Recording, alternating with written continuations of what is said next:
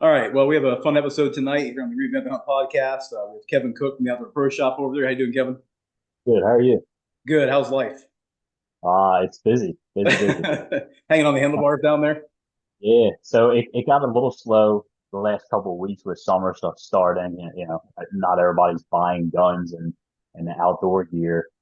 When the summer's starting, everybody's going on vacation. Kids are home eating all the food and stuff. So, Yep. but now it's just this past week have been absolutely slammed. So it's good. What I That's, like. yeah, How things going absolutely with you? good. That's good. I've got the new carnivora V2 we're working on. I've got to run some mechanical ferrules and get those first in line, and then I'm gonna get the new V2 rolling. Hopefully by mid-August, have some of that new broadhead out. I think people are gonna really like it. It's gonna be a really simple yet completely effective and really quickly replaceable solid main cutting blade with a single bevel sharpening. So it's gonna be a tough broadhead. I mean, the carnivora now is really tough and pretty much indestructible, going through warthog spines and stuff like that, no problem. And this one's going to be even tougher. It's a shorter ferrule, it's a beefier ferrule with a fully replaceable cutting blade with a helicut tip, and everybody likes that helicut tip. So we're going to stick with that. It's been performing real well. I can't wait to get these out. I think the industry is going to like what we're coming out with here in this one. I can't wait to see him. That's going to be awesome.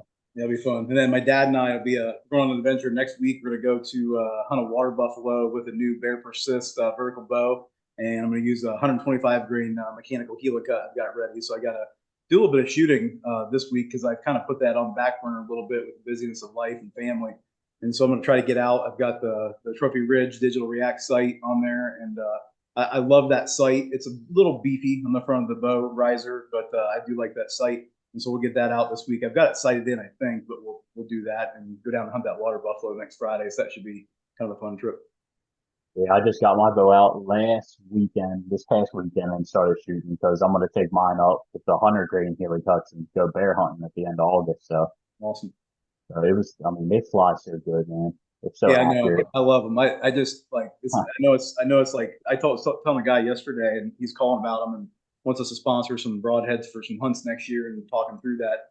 And I laugh because I'm like, like half the time I just screw it on and use it and love it now, and I never really actually consider that I invented it. I just don't pay attention to it because it's just Right. like you kind of forget over time. You just kind of do Yeah. it.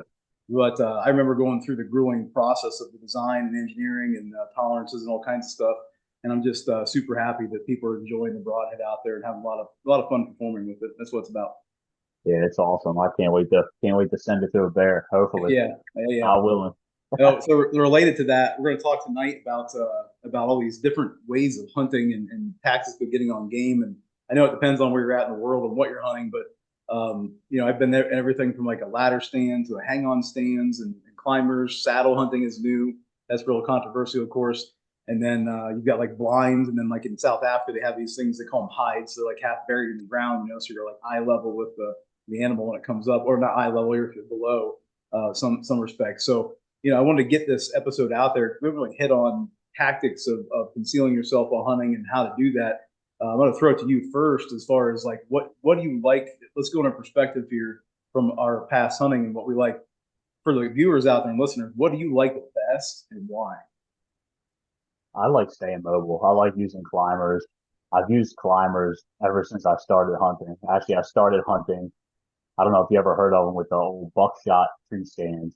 Yeah, It's just a heavy piece of metal, yeah, but it's the 250 most comfortable pounds. sleeping. Yeah, but you actually face the tree. Like I remember those. you sit away from it and you face the tree, and then you can adjust the backrest up and down, forward and back. You can actually sit up against the tree too, but they're just so heavy.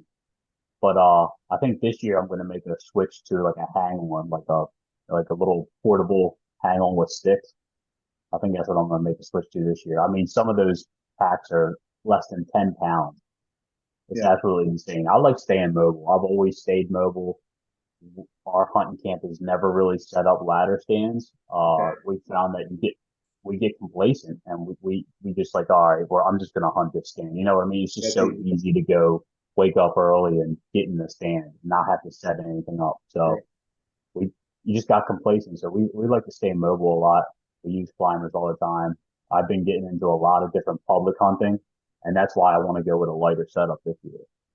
But Yeah. that's what I've done. Yeah, it makes total sense. I like those as well. I like the really light. I know, depending on what cost you want to get, I think XOP makes a good light hang-on stand, and then Novix makes a really high-end, nice light hang-on stand. And I have one of their Echo models that I use quite a bit. I really like that tree stand. But I'm with you. Like if you can get in and get set up, the one thing that's a downfall to me is I think I always have a problem with the sticks because they tend to slip a little bit or kind of slide up and down or shimmy. It seems like I do still like if a tree's straight enough. I like the sticks that insert into each other in the ground, so it's one straight long tree going up. Right. It just feels a little more safe going up and down, so it's the thing that don't slide. Not that any of the companies do, but I think it's just more like me, having them put on the tree. Climbers I like for mobility and public avenues, and sometimes you got to angle that climber, start in the lower trunk where it's a bigger diameter. So Oh when you're yeah. up at levels, you got to play with that a little bit. And of course, I played the game where you slide down a birch tree 6 feet because it's wet and it's not fun to do. And I lost had the your bottom bottom. part, that goes the bottom part slide. You're up there hanging, praying. And I've also learned to wear my safety harness up and down. I was coming down one year. It was like a couple years ago, and it was a nice night. Got like 8 feet off the ground, and I think I'm going to drop my feet down to get off, and I actually took my harness off, thinking, well, I'm close enough to the ground, it's not super dangerous. And the bottom gave out somehow. I don't know if the thing side popped off, and I fell just maybe like 6 feet. Fell on my side, my hip on a log, and man, it was like extremely painful. And I thought, man, any higher than that, 10 feet, probably would have like done some serious damage and broken bones or worse. So obviously, we can never be safe enough. I'm an advocate for that. I get it. I've also screwed up. We all do screw ups and slip and break and things like that. So I do like the climbers. And of course, as you get older, I think my dad's transitioned to ladders now just because it's a little easier. And man, I love to go Right. if it's in a good position and in the morning or night, like you said, like it's so silent that like you don't have to jink around with stuff, getting in there and setting it up. You can just zip Yeah. up and you're good. But there's a little bit of like maybe profiling there. If a deer is super Hmm. smart, depending on how you hide it, I guess maybe. Right. Yeah. So I'll be completely honest, and I don't want anybody to ever do this. Is I've never worn a harness, and that's probably the biggest downfall. And but this year I already got the harness and everything because obviously I'm going to be hunting at a little hang on, smaller, no sides. It's imperative to wear a harness, but Yeah, yeah, absolutely. don't ever. Oh, I've I've I've never been worn I've been a harness. guilty. Yeah, I'm not going to be a hypocrite because I've been guilty. Like you get out there late from work or something, and you just forget it, and so you zip up Oh and yeah, you do a quick hunt. And it's a risk. I get it.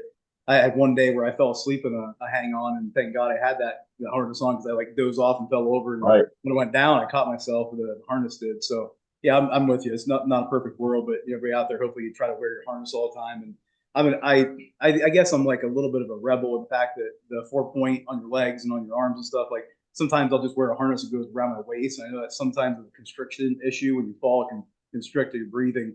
I do like the mobility with that a little bit, or like a lineman's belt to get up and down pretty quick. That helps too. It's a little All safer. right.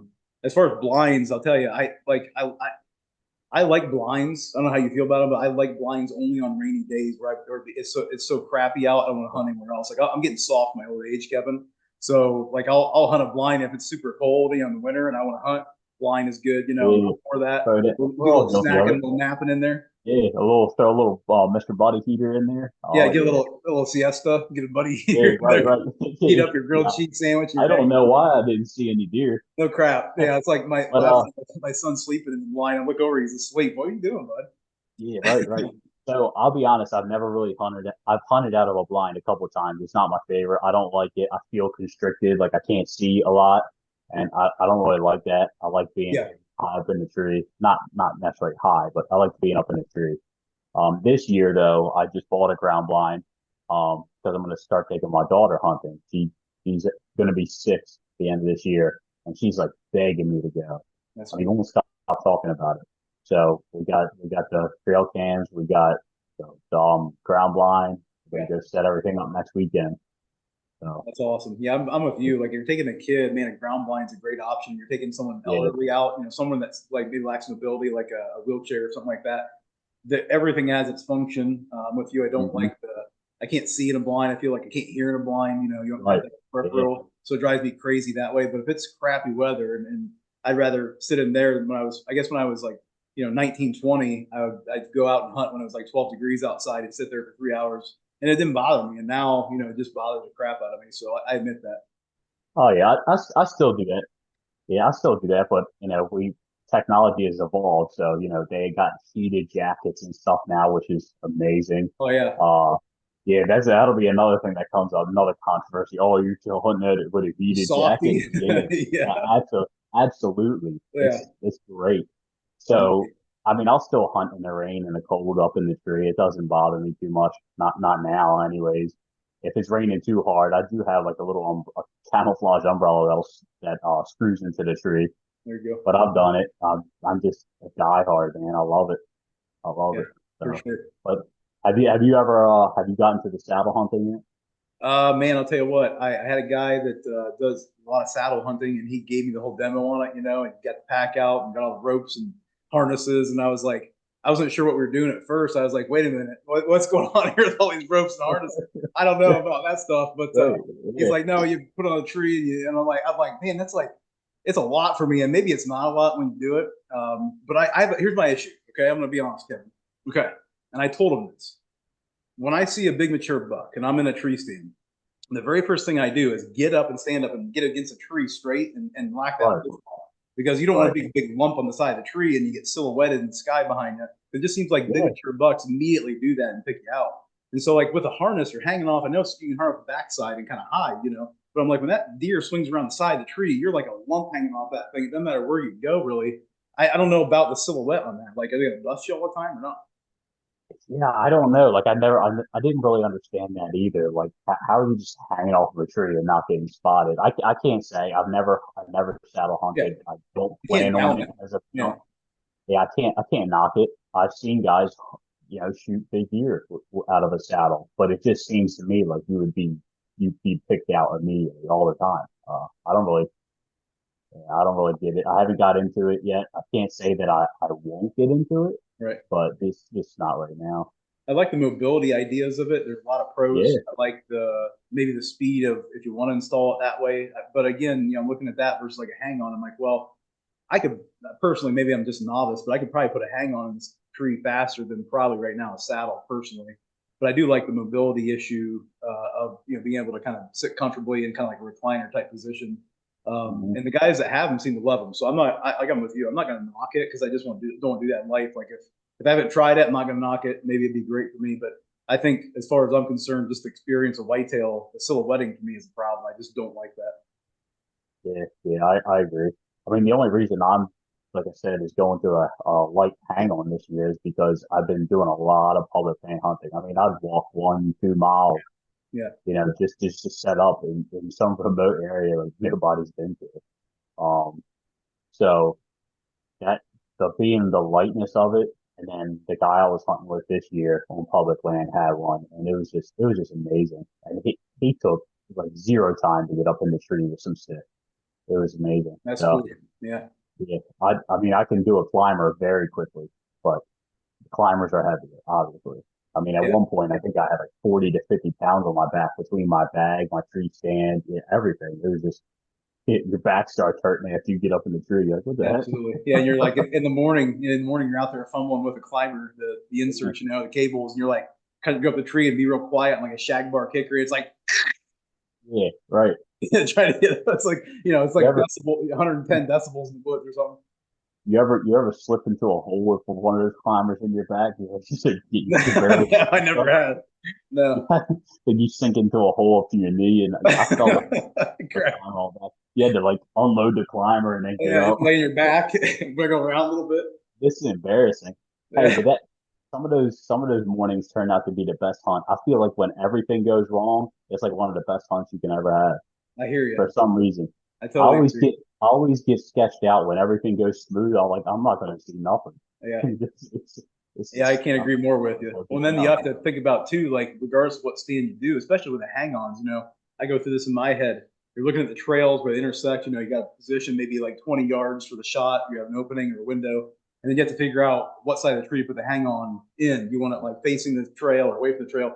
I Right, tend to put my hang-ons facing away from the trail, quartering to, so that way I can see them coming from my right. I'm a right-hand shooter, so I'm going to shoot left open, all the way around, right, and that way I don't have to turn all the way to the right. They'll swing by me behind me, and then by the time they get past me, I've got an open window. The tree's blocking me on my backside, and they're going to be in my shooting, lane right to the left at 20 yards, quarter away, and I can, hopefully get a shot in there where I want to go in the vitals. But I think, as a hunter, the older you get, you start to think about the geography and the terrain and the trails and the stand and like where you want that because you always screw it up the first 5 times and you realize like how you should position that stand. Yeah, yeah, definitely. It's always I always try to do that too, position like how I'm trying to get a shot off, how it's going to be the easiest, the least amount of movement. Yeah, But then it's sometimes it seems to never work that way. Like the deer come from an opposite direction you've never seen the deer come from before. for sure. But it's all wind has a lot to do with it too. Setting up, with the wind in your favor or having a stand like a lot of ladder stands. Like if you have a stand set up, you might not be able to hunt that stand for a couple of weekends because the wind's blowing the wrong way. You know what I mean? Absolutely. So Yeah, try to be. That's why I try to stay mobile a lot. that's a great piece of advice doing that. I know the one of the weirdest hunts I did was in Newfoundland hunting bear because they had these bear stands for archery. They had a rifle stand that was further away and it was much higher, probably like 20 feet in the air. And the bow stands were like in brush right by the drum where they had the bait tucked back in about 20 yards from the barrel. And the whole tree stand was built out of like old rickety wood, just leftover stuff they had laying around, and they threw together this rectangular stand with a little bitty ladder to get in, but they were like only probably 3 feet off the ground. And so, if that bear wanted to like take off into the stand and maul you, there was no mace, no gun, handgun or anything, just you and, 4 arrows in your quiver, hoping that it was going to work out okay. And I guess maybe I didn't think fully through it until I saw a bear go up a tree in like 2 seconds and, took no Yeah, they're time quick. to do that. It's just phenomenal how fast they are. But I'll admit, like, I was kind of novice to it and had a blast doing it, but it was pretty freaking dangerous to do that type of Right. thing. But also the guide was up the road a bit, but I'm guessing by the time he got there, I'd be just pieces anyway. So Oh yeah. Yeah. So when I go up, this outfitter actually told us, he's like, bring a sidearm. He's like, don't go hunting without a side because I'm going to take my bow up to bear hunt. He's like, bring yeah, a sidearm. I was like, yeah, I plan on it. Absolutely. yeah, for sure. So, definitely going to be packing something other than my bow. Yeah. I'm not going to be Now, quick enough if a bear wants to charge. kind of going a different direction here than just the stands. Have you ever like spot stalked whitetail and done on the ground? See, I have not, but I know people. I know people that have done it. I guess I don't know if my area really lends to that too well, but no, I haven't. I haven't really got into that. Yeah, it's kind of fun. Like if it's wet out, you can kind of sneak around better. It's not as loud. Yeah, I know in Ohio, like during the rut, these big mature deer are somewhat pretty dumb for what they're looking for, running around chasing mhm, those for. So like that, you have a much better chance of something, doing that or running into some deer getting pushed or chased. But I haven't done a whole lot of it. I have done it at times, but not super successful all the time. Usually it's stand hunting. Spot stalk for me, like around the world, is a lot more fun when you're on a trip like that, and you can reach out there. Let's say you have a crossbow like a 10 point or a raven that's cranking 500 plus feet per second. You can get out there 60 70 yards on a bluff and you can make contact with an animal. So I love spot stalk in the world, like that out there hunting. I don't love it as much with whitetail because it's like you said, we have a lot of hills here, but still they pick you out from so far away. It's hard to yeah, get close to them. yeah. Where I hunt, it's like mostly very flat, so I mean, you're not really sneaking around too much. Hard to do. Yeah. Yeah, I definitely know, hard. like, what's, any weird different types of hunting out there, like as far as stands you've ever encountered? I know, like in Africa, South Africa, they have these things called hides, which are like cement block blinds. They're cement block little mini buildings built down in the ground. So you walk down in them and you hope a snake's not in there when you get in. And then you open up the windows and they're usually like reflective. And then you got these blinds that cover up, but you're like, you're ground level, like you're pretty much ground level with your eyes. Right. It's weird. And then they bait, put the swamp blocks out and animals come in. But it's a weird way of hunting, but it's pretty darn effective because the animals like don't really pay attention. Yeah. So the only weird type of stands I've been in is like some old wooden stands that Oh you're yeah, just hoping don't fall out of the tree. yeah, We yeah. had this one at my buddy's property. It was in between three trees. It was like one big triangle, and it was big. I mean, we could fit 10 people up there Huh. just sitting in lawn chairs. Like it was big It's as a party crap. stand. And That's nice. we called it the Motel Six. That was the Motel Six stand. Yeah, I love it. But other than that, like other than old wooden stands that are about to fall out, uh, I know this one stand at the property we have. It's an old milk crate up in the tree. There you go. Some dude sat on a milk crate back in the day, man. Yeah, I love that. Yeah, one of the And farms we then hunt you, on here in Delaware, Ohio, the guy's gonna be watching this, I'm sure.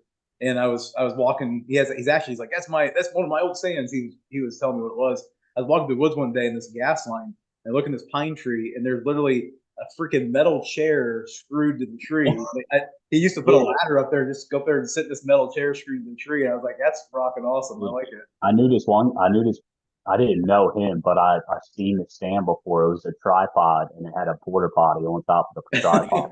It was a deer stand out That's in the field. crazy. I It love was that. great. It was And great. then you have And like you see those stands online, and they're like glamour tree stands of the world, and they're like $50,000 tree stands, and they got AC and oh TV, yeah, and you just see, like stuff I'd what is never that? get. But Yeah, and people complain like, "Oh, it's cheating," and I'm like, "Well, there's a continuum here, guys. yeah, right. Like I mean, I'd hunt out of it. Would I spend all that money on Yeah, it? exactly. I don't know. I don't have that kind of money to spend on that. Yeah, It's like parking a camper in the woods and be like, all right, we're hunting out of this right now. I'm like, what yeah, the heck? yeah. Well, it's like Yeah, your like like power inverters and everything. yeah, it's like the new, like the rednecks, like the new redneck Yeah, blinds, and they're getting like super cushy. They're getting real nice. I think some of them might have USB chargers in them. I don't know what all the goodies they have in them now are, but they're nice because you can take a tractor, move them around where you want to, and I do yeah, like that idea of the elevated stand with like kids and stuff like that, giving them more of yeah. a chance to see more of the terrain. It's good for like the outfitters that are running hunts too. I mean, Yeah, people love hunting in those, and they're able to move them around. They don't get ruined out in the weather. They're plastic, so they're not like rotting away or rusting away if you leave them out in the weather. So they're good. They have their purposes. yeah, for sure. I remember this one tree. My buddy was like, we were walking down the trail, and he was like, "Can you spot the tree stand?" I'm looking around, looking up in the tree. I'm like, "Nah, I can't." He's like, "Look up further." The thing was like 75 feet up in the tree, like no lie. But it was an old wooden one that had just Holy crap! grown with the tree. Like you could see where the old steps were, but then like it just the steps stopped like 20 feet up in. You could just see how it just grown up with the tree over time. That's I was really like, ain't cool. no way. He's like, I was like, you should climb up there and sit in it. That's pretty cool though. That's a good story on It that one. is. I love it, man. If the woods could talk or old I tree know. stands I could hear you. talk, oh my God. I I hear would you. I always love to wonder do that. that. Yeah, you're walking around, you see this old stuff or farm equipment. You wonder what kind of field it used to be and who left it there. I love that kind of stuff. Or you see like old abandoned, barns or like I know down Taylor's Island, they have a lot of abandoned like old schoolhouses, churches, stuff like that. What they used to be back in the day. Yeah. Oh yeah. It would, I would just love to hear the stories behind it. Yeah, I love that. That nostalgia Hmm. is really cool to, especially as a hunter. I think for some reason we probably have that in our blood of that tradition of wanting to know. It's like when you find an arrowhead, you're like, man, I wonder what this went through and what they used it for. Right. That's cool. Yeah. Twelve So thousand. where are you hunting a water buffalo at? Going to Southern Ohio actually, because that way when we hunt it, we're gonna be able to have it processed and then actually use the meat and distribute it to family and let family use it. I've heard it's really good meat, some of the highest quality big game meat on the planet, really tasty, something like bison or parallel to that. So I usually like when you go hunt around the world, you can't usually bring meat back. You just can't, Right. flight, but sometimes illegal depending on what you're doing. But with this, we're able to go down, use the helicut, see how it performs, get lots of data, get the video, get all the good stuff with it, footage, and then actually go back down. I think in a couple of days after that, they'll process it. No, I'm sorry, it's going to be a couple of weeks because they hang it. They let it dry in Right. for a while. Okay. And a couple of weeks later, I'll go back down and pick up the meat all ready to go. And so we'll distribute that to family. But for me, it's a great trade off of being able to use the broadhead I want to use, 125 grain helicut, get the bear persist. Let's see how it does through the water buffalo. I have no doubts at all it's going to be fine. It's going to perform without a problem. It's already taken down like Cape Buffalo, so that's going to be no problem. But also to be able to get the meat back is really big for our family. So we can actually use it and cook recipes with it and enjoy it too. All right. That'll be awesome. Yeah, I've Yeah. never had water buffalo. You're going to get some. I'll send some to you when we get All processed. right. It'll be cool. All right. One thing I want to note too is for people out there viewing, I found out a really interesting thing in South Africa when I was hunting there in those hides. Because you're down, kind of like our blinds, usually your shot is completely horizontal, okay, not at All an right. angle down at all or up. It's just horizontal. And what I found is, broadheads impact sites and blood trails are very, very depending on everything. but you hit an artery, it's going to spray everywhere. Like at Moose in Newfoundland, it was like a paint can bucket. But in South Africa, not only they have sand, so it's hard to see blood. But what I noticed is when a broadhead and ours included, in any broadhead goes through an animal, from like right to left horizontally straight through the torso, the hole's there, but then the torso's got to fill with blood before it starts pooling out, spitting out that hole, the entry exit. And so sometimes you'll get blood trails don't start for like 60 yards, 50, 60 yards, because it's got to fill up that body cavity where it starts squirting out everywhere. And so a lot of people get frustrated. They're like, man, no, none of our broadheads are giving us good blood trails over here. And I'm like, well, you got, two things: a horizontal shot, so there's no leak hole. And then number two, you've got that body cavity you can fill up before it spills out. But generally that's what I found over there is, with like a tree stand hunt over here, we're all shooting like down an angle. So we've got that entrance hole high, but then that leak hole, the exit hole blown out somewhere in the bottom. And usually you're going to get a good blood trail from that. So it's just interesting shot angle, location, geography, and then like shot, I guess call it shot angle, shot position where you're hitting it makes a big difference with that, I noticed. Yeah, I never really thought about that because I said I haven't hunted out of a ground blind many times, but Yeah. you're right. And I've shot some deer where, like the buck I shot last year, the arrow, it was at an angle downwards, like real high, but then it got stuck. It didn't come out. There was no exit hole. It got stuck on the opposite shoulder Yeah. and it broke off almost immediately. But since the entrance hole was so high, his body filled complete. There was no blood. Like the whole trail, he only went, I heard him crash. He only went 60 yards and I heard the crash. So I knew he was probably down, but there was no blood from where I shot, where I found the arrow, all the way 60 yards, no blood. I cut it open, and I've never seen that much blood. Every ounce of blood that deer had was stuck inside his body cavity. Wow. Yeah. It's And the, so it's very important to watch where the deer goes. The last point you've seen it. right. Important to find your arrow. So Yeah, that's a definitely, big point to definitely a make. You challenge. really see a lot of broadhead companies want to throw these giant blood trails out there, and if we have a good one, I'll post it. But you're not always going to have the same blood trail, and I want people to know that as customers. Like it just depends on a lot of variables there. But one thing with a helicut is because it's spinning going through, the surface area of tissue cut is huge going through the animal being single bevel, and you get a huge amount of blood loss and arterial cutting and tissue cutting going through when that occurs. It's not just one plane; it's like a corkscrew going through. Mhm. And we actually had a wildebeest in South Africa last year. They went in to process it and they cut the chest open. And I think well, yeah, they cut the diaphragm to get the heart and lungs out. And the heart literally fell on the floor because the helicut cut all their arteries on the top of the heart and just severed them. And the whole heart fell on the floor, which I was like, no way, until I saw the video. And I was like, holy crap, it did do that. So it's kind of an interesting. Yeah, I mean that deer with the amount of blood inside of his body cavity, it absolutely destroyed inside. I Yeah. mean, like it was carnage inside. It was just the blood couldn't leak out. I mean, but the Healy cut did an amazing job Yeah, on it's it. my favorite broadhead by far. I love my probably my favorite is the 100 grain mech Gila cut. It just That's does amazing. everything on the planet. It doesn't matter what you hunt with, it's going to take it down. I just like I said, got out my bow this past week and I accidentally cut my fletchings on my own arrows at 40 yards with shooting them. They just flash it straight. Yeah. Well, it's And it's like it's a big difference because a lot of these broadheads have bands that kind of hold the blades in, but the blades still smack around inside. They can yeah. vary a little bit, and that throws the weight Mhm. off, throws your centricity off. Whereas a Gila cut with a magnet, the blades lock and they're not movable. They're not coming off except at impact, and so you get those like laser precise shots out there any distance. I love them. It's Thank been you. great. Go up there and, like I said, send it to a bear this year. That'll be awesome to see you do that. That's cool. It's always fun to get. I love like I'll be laying in bed at night, and I got some South Africa stuff yesterday with them. I think an Impala after the fourth Impala that same broad had harvested. But I'll get like random pictures throughout the day, and it's like Christmas. Someone will send me stuff. I'm like, oh, that's a cool one there. I wish I was hunting that. It's cool. Yeah, I know they got some beautiful animals over there. That's definitely a bucket list of mine to go over For there. sure. Yeah, I'd love to go over with you sometime. It'd be a blast. Yeah, So absolutely. We got to do it. we'll make that happen. We'll figure that out. Yeah, yeah, we will. All right, It's Kevin. only, Hey, thanks for it's coming only a on matter of tonight. time. Appreciate you coming on talking tree stands and all types of elevated hunting and ground hunting. I tell you, I don't think there's a perfect answer out there for everybody, but just our experiences we can share with you guys out there tonight. And also, I'd like to tell you, like, just have fun trying different stuff. Like there's no perfect answer. We're not perfect hunters. Just try different crap and figure out what you like and what you don't. There's no hurt in Yeah. trying, right?